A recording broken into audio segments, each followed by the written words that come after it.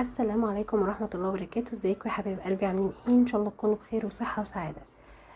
النهاردة جايه لكم بوصفة حلوة قوي وان شاء الله تعجبكم. واحنا اساسا يعني الوصفة دي من التراث الجميل عندنا المصري والمعروفين بيها كمان في الاكلات الشعبية. مش هطول عليكم كتير، هوريكم مكونات الوصفة وكمان اسمها. العجة بالخضار. تمام. طيب يا حبايبي، انا معايا هنا 5 بيضات. تمام، هنا 5 بيضات. ومعايا بصلتين كبار او وسط متقطعين بالشكل ده عشان هنحطهم في الخلاط او في الكبه بعد شويه. ومعايا نص كوبايه من الدقيق او ربع كوبايه حسب ما تربط معاكم. تمام. معايا معلقه كبيره من البيكنج باودر. ومعايا شويه خضره مفرومين كده حلوين، شبت وبقدونس وكزبره. معايا بشر جزر ومعايا فلفل حامي او رومي حسب ما انتوا عايزين. معايا طماطمتين كبار حلوين متقطعين بالشكل ده. طبعا هنحطهم، هقول لكم دلوقتي هنعمل ايه بيهم. ماشي. ومعايا 7 بهارات وفلفل اسود ورشة كاري ورشة قرفة ناعمة. تمام كده. ومعايا طبعا الملح. وخلاص على كده. طبعا في ناس بتحط عليها لبن بس انا ما بفضلش احط لبن عليها. تعالوا دلوقتي هنشوف هنعمل ايه مع بعض. هنضيف هنا عندنا الكبة او الخلاط عندنا. بسم الله. هنضيف البصل بتاعنا. تمام. طيب احنا هنا ضفنا البصل، هنضيف كمان الطماطم. احنا ضفنا هنا البصل والطماطم والفلفل. اتفقنا الفلفل حامي او رومي حسب الرغبة، بس انا يعني بحب الحاجة سبايسي شوية. فانا حطيت فلفل حامي. دلوقتي هننزل بال5 بيضات. بسم الله الرحمن الرحيم. تمام كده. هنضرب الكلام ده كله مع بعضه واجيلكوا بعد ما يتضرب اوريكم عامل ازاي. طيب رجعنا تاني، احنا هنا ضربنا كل المكونات مع بعض. تمام.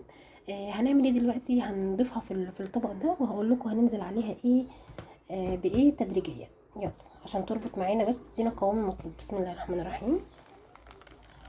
بصوا، انا مش عايزه ضرب جامد، انا عايزه ضرب شويه كده، يعني بسيط، بحيث ان احنا الحاجه تبقى طعمها فيها ماشي.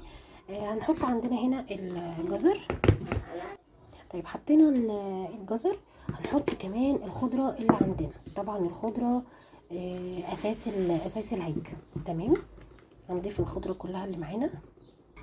طيب احنا هنا ضفنا الخضره ماشي. هتقولي لي قد ايه خضره هدير؟ هقول لكم الخضره هتبقى مثلا حسبه نص حزمه شبت على نص حزمه بقدونس على نص حزمه كزبره. تمام. هنحط دلوقتي ادي 1 2 3 ادي 3 معالق كبار من الدقيق. تمام. حطيت 3 معالق كبار من الدقيق. هحط هنا كمان معلقه بيكنج باودر. ليه معلقه بيكنج باودر يا هدير؟ عشان خاطر تنفش وتبقى عامله زي خرطه الكيكه لما نيجي نطلعها من الفرن ونقطعها كده يبقى شكلها كويس. تعالوا نشوف هنحط ايه تاني مع بعض. هنحط طبعا البهارات. اتفقنا ان هما كاري وقرفه وفلفل اسود وملح و7 بهارات. تمام كده. هنضيفهم ونرجع لكم تاني. انا هنا حطيت كل حاجه على بعض بعد ما ضربت اللي احنا ضربناهم في الخلاط. البصل والطماطم والبيض. معلش بس الولد كان بيكح سوري. عملنا هنا بقى، حطينا في الخلاط بصل وطماطم وبيض. تمام. بصل وطماطم وبيض وفلفل حامي او رومي حسب الاختيار، وضربناهم كويس جدا في الخلاط. وبعدين طلعناهم وحطيناهم في طبق وضفنا عليهم 3 معالق كبار من الدقيق. طبعا الدقيق ده حسب ما العجينه تربط معانا، يعني حسب ما العجينه تتقل معانا. هي كده انا شايفه ان هي سايبه، محتاجه دقيق تاني ماشي. وطبعا حطينا عليها البهارات اللي انا قلت عليها: ملح، فلفل اسود، قرفه ناعمه، كاري، رشه 7 بهارات. تمام كده. هزود دقيق تاني، يعني كده حوالي معلقه برضو كبيره من الدقيق. تمام. لو عايزه تاني هحط لها معلقه تاني برضو. انا عايزه الخليط بتاعها يبقى عامل زي خليط الكيكه كده. هقلب واعملها وبعدين ارجع لكم تاني نشوف احنا وصلنا لنتيجه ايه بالظبط. طيب يا حبايبي، احنا هنا رجعنا. طبعا خلطنا كل المكونات مع بعضها. انا حطيت تقريبا من 5 ل6 معالق كبار من الدقيق على الخليط اللي احنا عملناه. تمام. عشان يبقى كويس معانا وبنفس القوام ده ماشي. بعدين حطيت معلقتين كبار من الزيت عشان طبعا يديني المادة الدهنية بتاعتي. دهنت عندي صينية بزيت او سمنة زي ما تحبوا، وبعدين عفرتها بدقيق، وهنزل بالخليط ده دلوقتي. بسم الله الرحمن الرحيم. ماشي. الصينية دي بسم الله ما شاء الله يعني كبيرة وحلوة. ماشي.